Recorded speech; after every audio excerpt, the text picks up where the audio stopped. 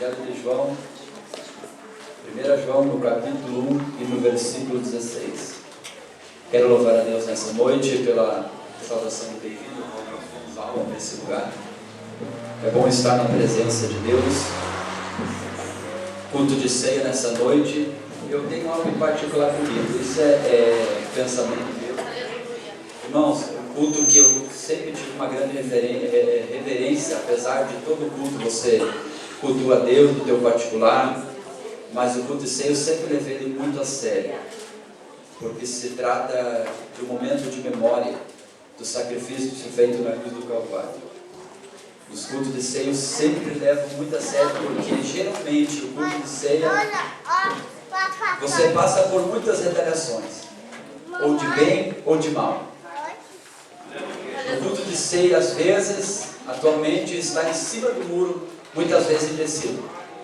Para alguns é o melhor culto, para outros é uma guerra espiritual muito grande. E todos nós passamos por conflito.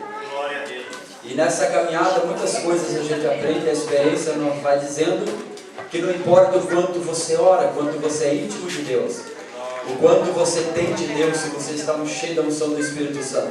Porque nessa vida, há momentos que você vai chegar no culto, a glória de Deus vai estar esplêndida na tua vida e no teu ministério. O nível de unção de graça vai ser muitas vezes notório quando você estiver ministrando. Aleluia. E há dias que você vai assumir o púlpito somente pela graça. Isso é experiência de pregador, irmãos. Deus, eu não sei se vocês já tiveram essas experiências. Isso é sinal de maturidade e que a gente aprende nessa caminhada. Livro de João, Evangelho de João, no capítulo 1 e no versículo 16. Quero falar sobre a graça que triunfa nessa noite.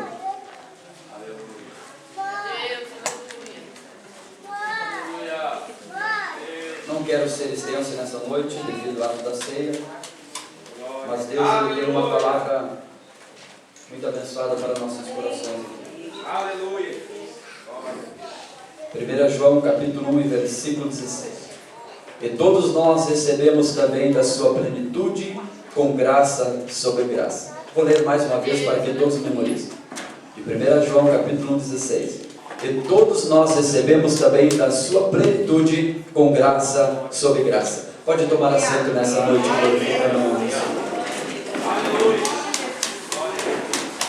Meus irmãos, como eu já vinha de antemão falando para os irmãos a realidade da vida de quem prega, ou de todos que estão nessa noite aqui, que vão participar da ceia, se trata de um momento de um culto de memória, que a gente traz à memória o sacrifício na cruz, tudo que Cristo passou. Isso já vem natural, às vezes dentro de casa, quando nós sabemos que se trata do culto central, o culto da congregação, a gente já vem na mente naturalmente a morte de Cristo, aquele pensamento de Cristo sobre a cruz do Calvário.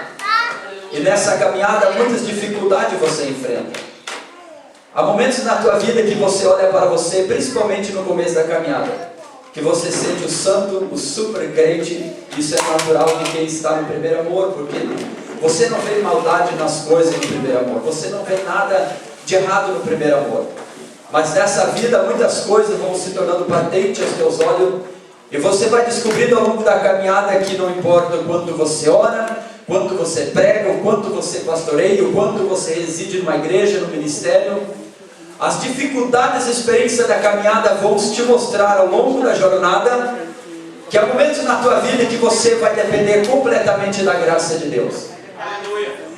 Há dias que você vai chegar e vai dizer para o teu pastor: pastor, eu toco esse culto sozinho, não preciso de ajuda de ninguém, porque hoje eu estou cheio do Espírito Santo, Deus é comigo, eu sinto a glória de Deus sobre a minha vida.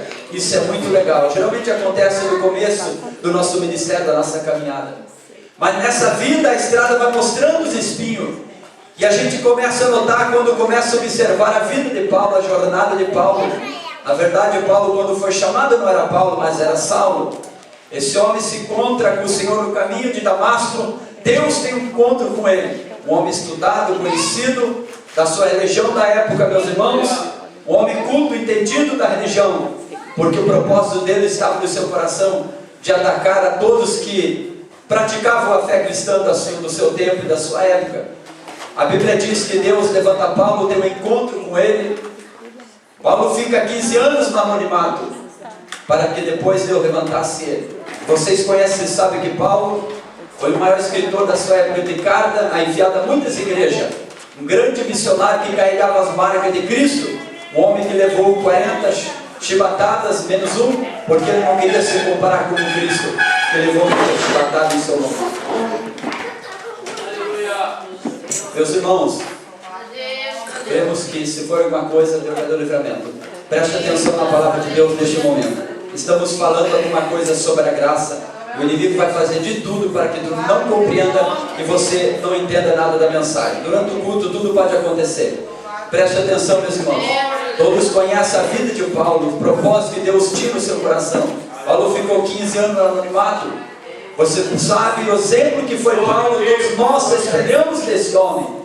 Não há um discipulado e nem um ministério, uma igreja, que quando vai se discipular um aluno para o ministério, ou se discipular um obreiro, que não vai retratar alguma coisa sobre a vida de Paulo. Mas Paulo se encontra em momentos de dificuldade, eu creio que em fraqueza na caminhada.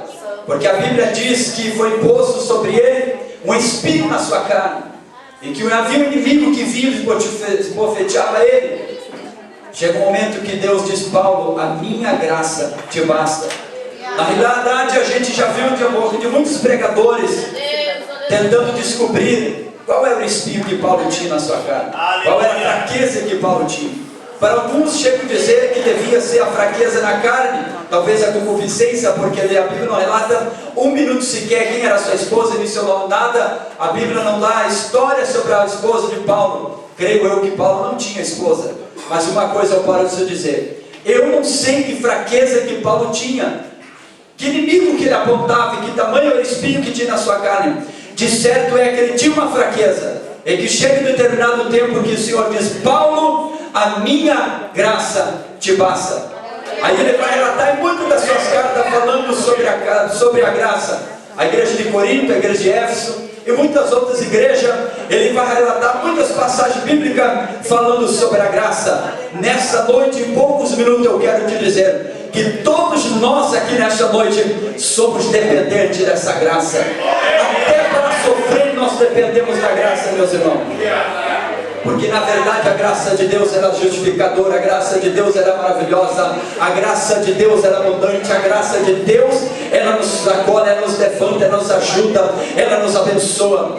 Na verdade só entende o valor da graça quem já teve no vale do pecado. Aleluia! Só compreende o valor da graça quando você peca, aí você vai ver o valor que tem a graça. Você já observou que você só consegue dar valor à graça quando você está no momento de fraqueza? E num culto como esse que é decisivo, aí vem muitas retaliações na tua mente, aí Satanás diz: mas você errou, você pecou, você pensou, você olhou, você agiu de pensamentos errados. Na verdade, um culto como esse, você vê o valor da graça quando você sente que o inimigo está apontando o teu erro, a tua fraqueza. Você já observou que a graça se torna mais valorosa para nós quando nós erramos, quando nós falhamos? Aleluia! Você passa o mês todo, tudo está certo, tudo está tranquilo. Em poucos momentos você se pega pensando no valor da cruz, nos cravos sobre a mão de Cristo, o que ele passou na cruz do Calvário, até sobre o valor da graça. Mas você chega num culto como esse, muitas vezes, porque quando eu estou pregando, como nesse momento aqui, eu entendo que eu estou pregando para muitas pessoas com diversas situações. Alguns estão bem, alguns estão mal. Alguns estão bem na caminhada no ministério, na vida espiritual. Outros não estão legal. Alguns estão sendo acusados neste momento. Alguns podem dizer: irmão, estou tudo bem, estou tudo na bênção. Mesmo assim eu quero dizer uma coisa para você: não há um dia que nós não pecamos. Não há um momento em que nós não falhamos. E não importa quanto você ora, não importa quanto você consagre a sua vida a Deus, não importa quanto você se dedica ao ministério, à chamada, você pode pecar em um pensamento. Em fração de segundo, apenas um pensamento maquinado, maligno na tua mente, sem que tu perceba, você já está pecando. Irmão, na verdade, quando eu olho para a graça manifesta na cruz do Calvário, eu vejo que tudo isso é o amor e a misericórdia de Deus. Porque o apóstolo Paulo disse que havia uma dívida impagável, mas a Bíblia diz que Jesus encravou na cruz do Calvário. O castigo que hoje traz a paz, te traz a alegria, te traz esperança, estava foi empregado na cruz do Calvário. O castigo que hoje te traz a paz estava sobre ele. A Bíblia diz que até pelas suas pisaduras nós fomos sarados. Eu quero dizer uma coisa para você. Ninguém aqui é super crente nessa noite. Ninguém é super santo, ainda que a Bíblia diz: santifique, busque, se separe. Deixa eu dizer uma coisa para você. Às vezes eu me pego pensando, meus irmãos, muitas vezes é muito fácil a gente como pregador, e o pregador ele tem a mente fértil, mas com o tempo a gente vai adquirindo uma sabedoria tão grande pela misericórdia de Deus, e a gente vai descobrindo alguns detalhes da vida daqueles que viveram antes de nós. Aí a gente começa a fazer conjecturações e comparações. Deus Todo-Poderoso. Eu vou fazer uma só para você entender uma coisa aqui. João foi o grande João. Quem não se espelha em João? O apóstolo João, o apóstolo do amor. Quem não se espelharia no apóstolo Paulo? Quem não queria ser como Daniel? Quem não queria ser como o profeta Elias? Um homem que profetizou segundo a sua palavra. Eu quero dizer, qualquer um de vocês pode ser como o profeta Elias. Até eu, Deus me usa nos dons que Ele me deu. Eu vi o pastor dizendo aqui que ele orou pela irmã. Eu acredito isso no mundo espiritual, porque quem entende as coisas espirituais, elas são discernidas pelo Espírito de Deus. A irmã poderia vir a falecer se ele não orasse. Qual a diferença entre o pastor e o profeta Elias? Você pode fazer comparações. Deus mudou daquela época para hoje? Deus não mudou. Ele é o mesmo Senhor. Mas coloca o grande homem de Deus, o grande profeta Elias, vivendo o mundo que estamos vivendo hoje. Pega o profeta Eliseu. Eu espero um grande homem como esse. Um dia eu quero abraçar ele. Quero ver ele contar os seus grandes milagres e feitos. Quero ver o apóstolo Paulo mostrando a cicatriz no seu lombo, nas suas costas. 40 chibatadas. Mas coloque o apóstolo Paulo a viver nos dias de hoje, no século 21. Coloque o profeta Elias para viver nessa geração agora. Mas irmão Salomão, eles sofreram tentações. Eu sei que eles sofreram. Mas eu quero dizer, você é um sobrevivente. Você está vivendo na fase que Abacuque disse: o justo viverá pela fé. Hoje nós estamos vivendo em um período que só sobrevive quando depende da fé. Porque você está dizendo, esse pregador está continuando a fazer suas comparações, comparando esse santo homem de Deus com uma geração tão perversa, tão fraca, que muitos chamam até de débil. Deixa eu dizer uma coisa para você. Você não deve, você não é fraco. Porque a Bíblia diz que nós podemos todas as coisas por meio daquele que nos fortalece.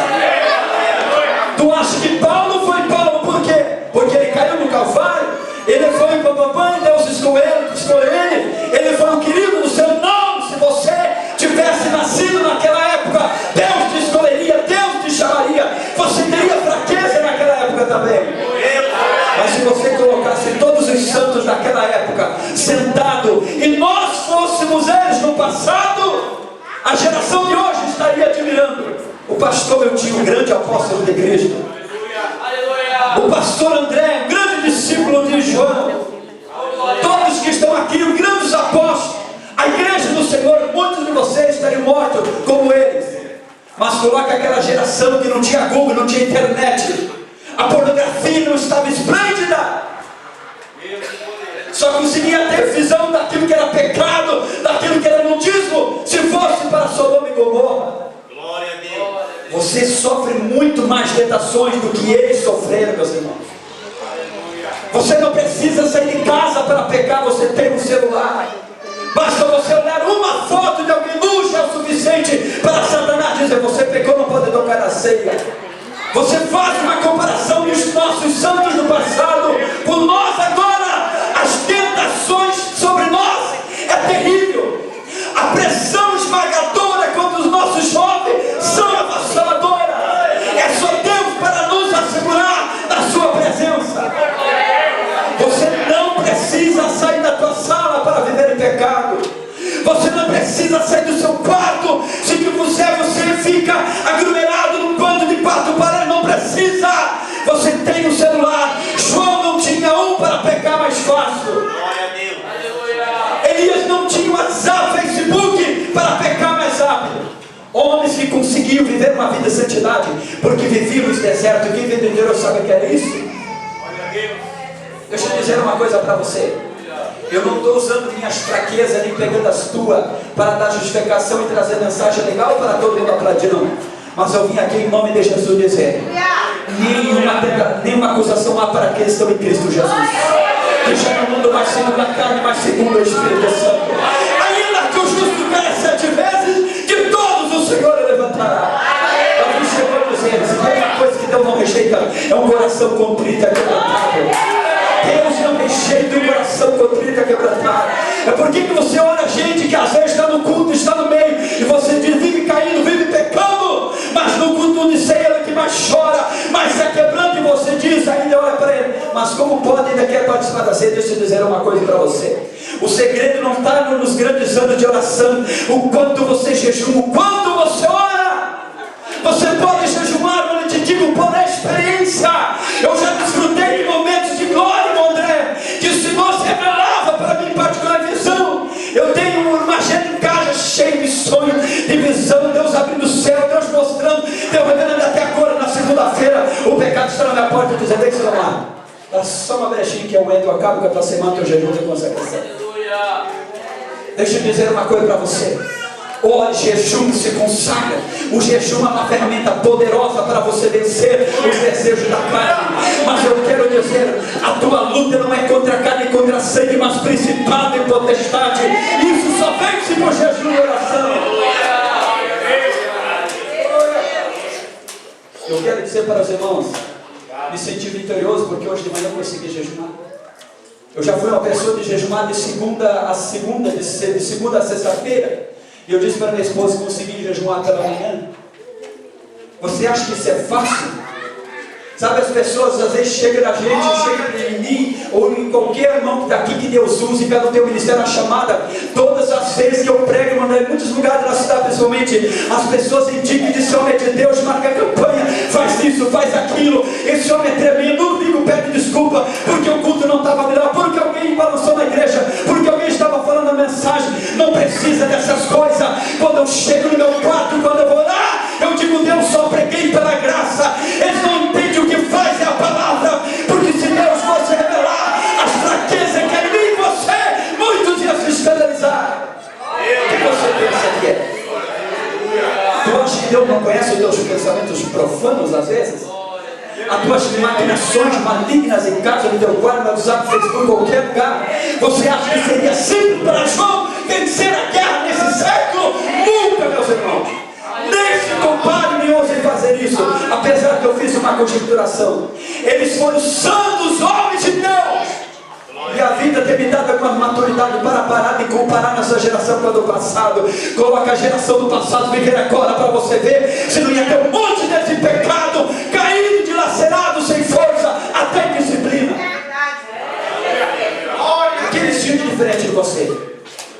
Mesmo osso, mesma pele, a mesma genética, com os mesmos olhos, as mesmas vezes, até os mesmos pensamentos. O que havia de diferente deles? Muitas vezes eles viviam em cavernas.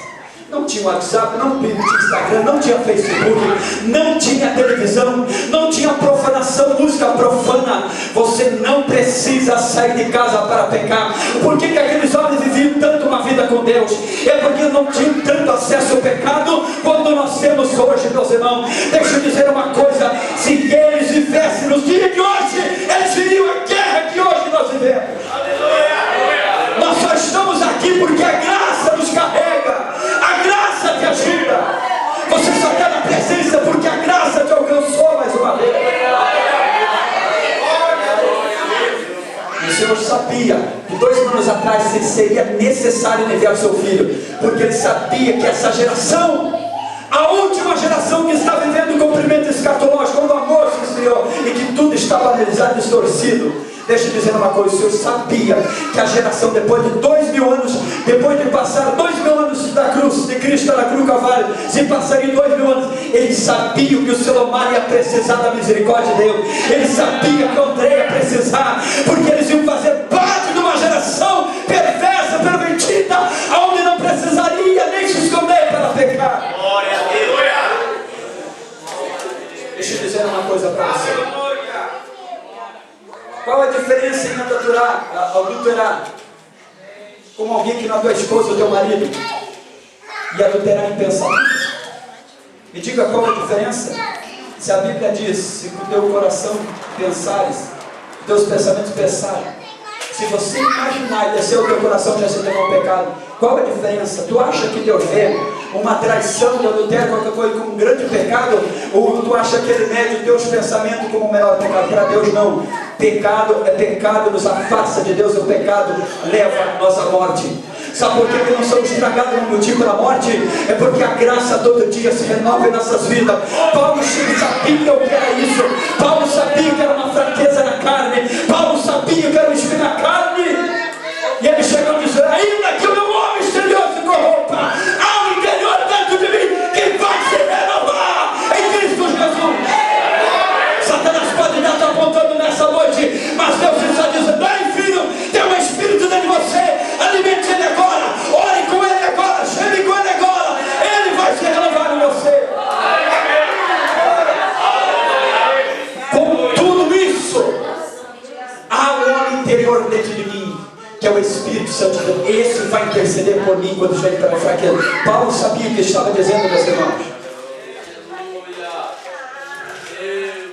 Eu tenho um pensamento que a gente fala tanto sobre Paulo. Vocês sempre ouviram um rapaz, eu acho que ele estava fazendo teologia, mas no teólogo não sei. Ele fez um vídeo, ele estava revoltado contra Paulo. Ele dizia: mas só falo de Paulo porque para ele estava bravo. Eu entendi a colocação dele. Eu entendi o que ele quis dizer. Porque quando ele olhava para Paulo, ele entendia que Paulo foi Paulo, mas ele foi um homem fraco também. Mas ele foi um homem que também pecou, teve fraquezas e falha. As cartas revelam as fraquezas dele. Glória a Deus. E esse homem foi um grande homem de Deus, foi justo. Ele era o que era e ele deixou escrito o que ele foi. E ele sabia do espinho que havia na carne dele. Não sei se era cegueira nos olhos, ou era porque um disse que era calvície. Eu tenho pensamento meu, teoria minha. Seu pensamento meu, não precisa ser o seu. Eu acredito que Paulo sofria com as concupiscências dos olhos. Mas seria fácil um homem sobreviver sozinho? Fazer centenas de viagens missionárias sozinho? No Brasil, temos exemplos de homem que não conseguiu sobreviver 5 anos de ministério sem ter pecado. Quem não adultério não consegue, meus irmãos. Deixa eu dizer uma coisa para você. Qual o espinho de carne que Paulo tinha na sua carne? Eu deixo isso para você conjecturar.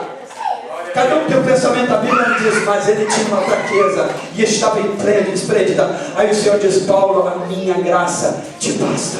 O Senhor está dizendo: Paulo, quando eu não conseguir, a minha graça vai te carregar. Quando o acusador te apontar, Paulo, entenda que nenhuma condenação há para você que estão em Cristo Jesus, que já não andam mais segundo a carne, mas segundo o Espírito de Deus. A graça se manifestou tanto no Novo Testamento como no Antigo Testamento. Que jeito, pregador? Quando Deus deu para Noé uma arca, já era a manifestação da graça de Deus.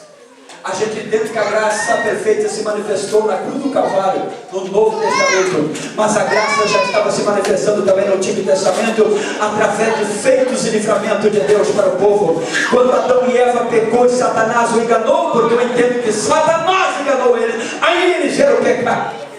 Porque tudo tem um princípio para errar, tudo tem um início. Você não peca assim simplesmente, não. Não peca por apenas uma oportunidade. Há uma influência maligna sendo que trabalha para que tu venha a pecar. Adão e Eva pecaram. Deus, a Bíblia diz que o Senhor fez para ele uma túnica, fez para ele uma roupa e vestiu ele. Isso é a graça do Senhor escondendo a nudez dos seus pecados.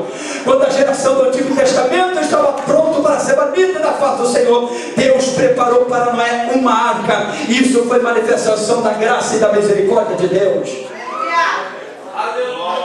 A graça já se manifestava no Antigo Testamento, ela não tinha só se revelado na cruz do Calvário. Eu quero dizer, a graça se manifestou no Antigo Testamento, mas a graça se manifestou há 2000 anos na cruz do Calvário. E tem uma coisa que me chama a atenção, e vocês vão ficar pensando, se quiser consultar na internet, chegar em casa e pesquisar, pesquise. Cada um tem o seu pensamento, mas deixa eu dizer uma coisa para vocês. A Bíblia diz que quando Jesus foi para a cruz do Calvário, quando ele estava morto, a Bíblia diz que ele desceu o cativo e levou o cativo o cativeiro. Para que você acha que Jesus pregou nesse momento? Quem é que estava cativo do inferno quando ele tomou a chave da morte, do inferno e da vida e pregou espíritos em prisões? Para que você acha que o Senhor pregou? Olha, deixa eu dizer uma coisa. Se você acha que a graça veio se manifestar só para você, quando Cristo morre na cruz do cavalo, você está enganado. A graça estava se manifestando de formas diferentes, como na arca que salvou a Noé e sua família. Quando o Senhor fez uma túnica para cobrir os pecados de Adão e Eva, para cobrir a nudez de Adão e Eva, deixa eu dizer uma coisa para você. Quando Jesus está na cruz do Calvário, a Bíblia diz que ele desce para a profundeza do inferno, prega os espíritos e prisões, toma a chave da morte, do inferno, da vida, de Satanás. Para que tu acha que o Senhor pregou? Para que você acha que o Senhor Jesus se manifestou? Se no Antigo Testamento a graça não havia se manifestado, o corpo físico não havia nascido do ventre de Maria, deixa eu dizer uma coisa para a tua surpresa. O meu Senhor pregou para milhares que estavam condenados no inferno, que tinham morrido no Antigo Testamento no período da lei. Você acha que você é o melhor? Que Deus te privilegiou? Depois de meus anos seria privilegiado? Os machos seriam privilegiados? Sim! Homens que morreram a forca, todo tipo de atrocidade. Você acha que eles seriam escolhidos especiais do Senhor? Não. Porque Deus amou o mundo, sem exceção, tanto o novo como o antigo, de tal maneira que Ele deu o seu Filho de gênero, para que todo aquele que nele crê não pereça, mas tenha a vida eterna. Quando Jesus prega os espíritos de prisão, tu acham que eles não creem em Cristo? Dentro do inferno, junto com Satanás, quem não queria crer em Cristo neste momento? Se você estivesse lá, fizesse parte do Antigo Testamento e tivesse condenado na condenação eterna daqueles que profanaram no Antigo Testamento, você acha que eu não visse Cristo pregando para eles, dizendo: você quer subir comigo? Eu sou o sacrifício perfeito que desceu a cruz do Calvário. Você quer sair daqui comigo? Todos nós iremos sair lá. E Ele levou o cativeiro. Deixa eu dizer uma coisa: o céu vai revelar mistério, momentinho que jamais imaginamos. Quando hoje nós batemos no peito e dizemos assim: somos privilegiados, fizemos parte de uma geração da graça. Deixa eu dizer uma coisa: aqueles que partiram no Antigo Testamento, que foram para o inferno, sem Deus e salvação na idolatria, que profanaram também o templo do Senhor. Deixa eu dizer uma coisa: tu acha que tu é o privilegiado? O Senhor já sabia o que aconteceria no Antigo Testamento. É por isso que Jesus desce ao cativeiro e prega ao espírito em prisões. Muitos são arrancados do inferno nesse momento. Eu gosto daquela passagem que a Bíblia diz que os segredos do Senhor são para aqueles que o temem ao seu nome. Tem coisas que Deus nunca vai revelar para uma mente carnal e natural, somente para uma mente espiritual, porque as coisas de Deus são discernidas pelo Espírito de Deus. Se tu quer que Deus te revele coisas que tu não sabe, através da Bíblia começa a viver uma vida de leitura na palavra de Deus. Tu não é o privilegiado, tu é alvo da misericórdia de Deus. Te coloco de pé nessa noite.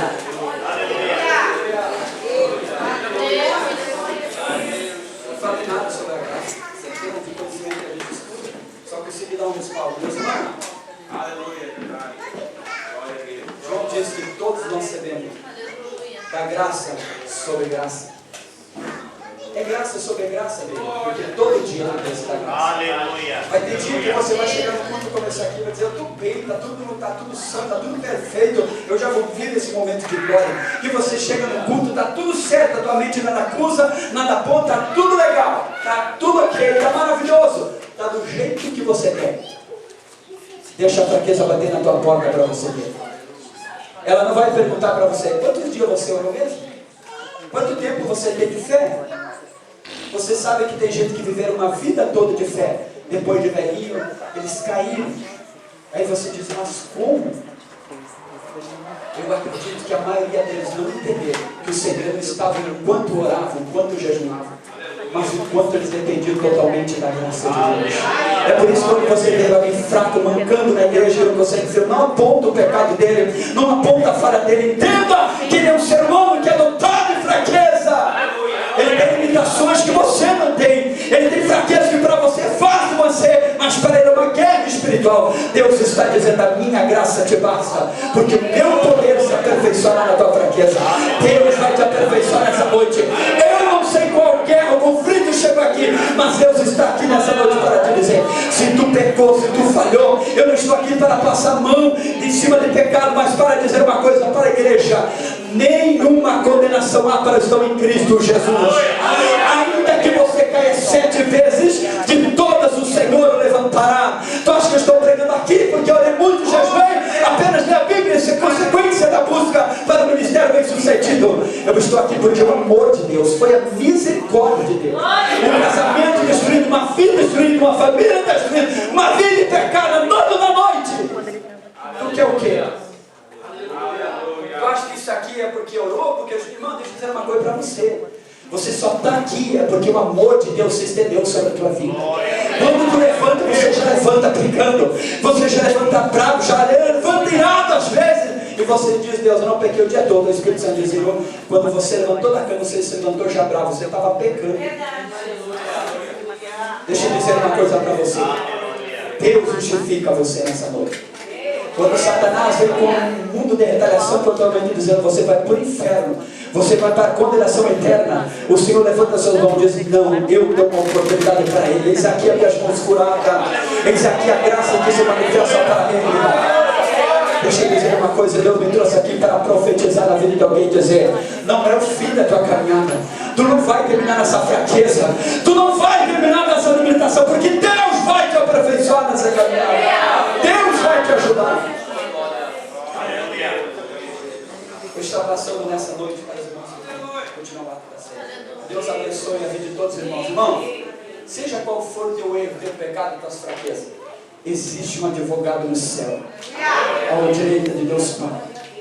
Irmãos, vou dizer uma coisa para você. Tem gente que pensa, irmão, que precisa orar 5 horas para ser perdoado. Isso é tremendo. Precisa de uma vida toda para ser perdoado.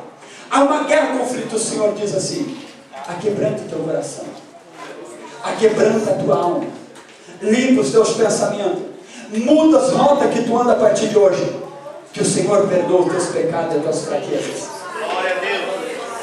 Já viu alguém jejuar pelos pecados? Eu já tentei fazer isso no começo, primeira vez.